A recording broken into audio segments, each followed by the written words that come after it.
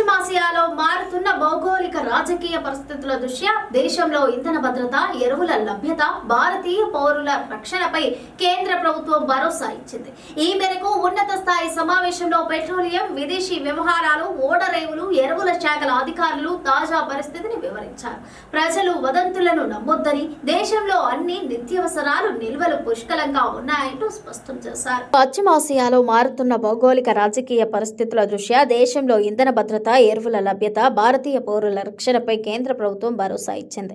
ఈ మేరకు ఉన్నత స్థాయి సమావేశంలో పెట్రోలియం, విదేశీ వ్యవహారాలు, ఓడరేవులు, ఎరువుల శాఖల అధికారులు తాజా పరిస్థితిని వివరించారు. ప్రజలు వదంతులను నమ్మొద్దని, దేశంలో అన్ని నిత్యావసరాల నిల్వలు పుష్కలంగా ఉన్నాయని స్పష్టం చేశారు. గల్ఫ్ ప్రాంతం నుండి దిగుమతులు ప్రభావితమైనప్పటికీ రాబోయే ఖరీఫ్ సీజన్ కోసం ప్రభుత్వం పక్కా ప్రణాళికలతో ఉంది. గత ఏడాది 147 లక్షల టన్నులుగా ఉన్న ఎరువుల నిల్వలు ప్రస్తుతం 180 లక్షల టన్నులకు చేరాయి. రష్యా నుండి కేప్ ఆఫ్ గుడ్ హోప్ మీదుగా 28 లక్షల టన్నుల యూరియాను దిగుమతి చేసుకుంటున్నారు. సౌదీ అరేబియాతో ఏటా 31,10,000 టన్నుల DAP కోసం 5 ఏళ్ల ఒప్పందం కుదుర్చుకుంది. ఎరువుల సరఫరాను 24 గంటలు పర్యవేక్షించడానికి ప్రత్యేక కంటింజెన్సీ వార్ రూమ్ ఏర్పాటు చేశారు. బ్లాక్ మార్కెటింగ్, నిల్వ చేయడం వంటి వాటిపై కఠిన నిఘా ఉంచాలని రాష్ట్రాలకు సూచించారు. హార్మోజ్ జలసంధి మూసివేత భయాల నేపథ్యంలో ఇంధన సరఫరాపై పెట్రోలియం మంత్రిత్వ శాఖ స్పష్టత ఇచ్చింది. దేశంలోని అన్ని రిఫైనరీలు పూర్తి సామర్థ్యంతో పనిచేస్తున్నాయి. పెట్రోల్, డీజిల్ మరియు LPG నిల్వలు తగినంత ఉన్నాయి.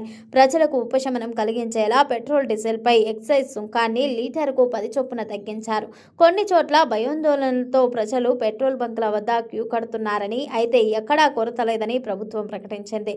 గృహ వినియోగదారులకు ప్రాధాన్యత ఇస్తూ 100% గ్యాస్ సరఫరాను కొనసాగిస్తున్నారు. వాణిజ్య LPG సిలిండర్ల వాడకాన్ని తగ్గించి హోటళ్లు, రెస్టారెంట్లకు PNG కనెక్షన్లు ఇచ్చేలా చర్యలు వేగవంతం చేశారు. వలస కార్మికుల కోసం గత 2 రోజుల్లోనే 88,000కు పైగా 5 కేజీల FTL సిలిండర్లు విక్రయించినట్లు ప్రభుత్వం తెలిపింది. పర్షియన్ గల్ఫ్ ప్రాంతంలో భారతీయ నౌకలు, నావికుల భద్రతను DG షిప్పింగ్ నిరంతరం పర్యవేక్షిస్తోంది. ప్రస్తుతం ఆ ప్రాంతంలో 18 భారతీయ నౌకలు, సుమారు 485 మంది నావికులు ఉన్నారు. వారంతా సురక్షితంగా ఉన్నారని ప్రభుత్వం తెలిపింది.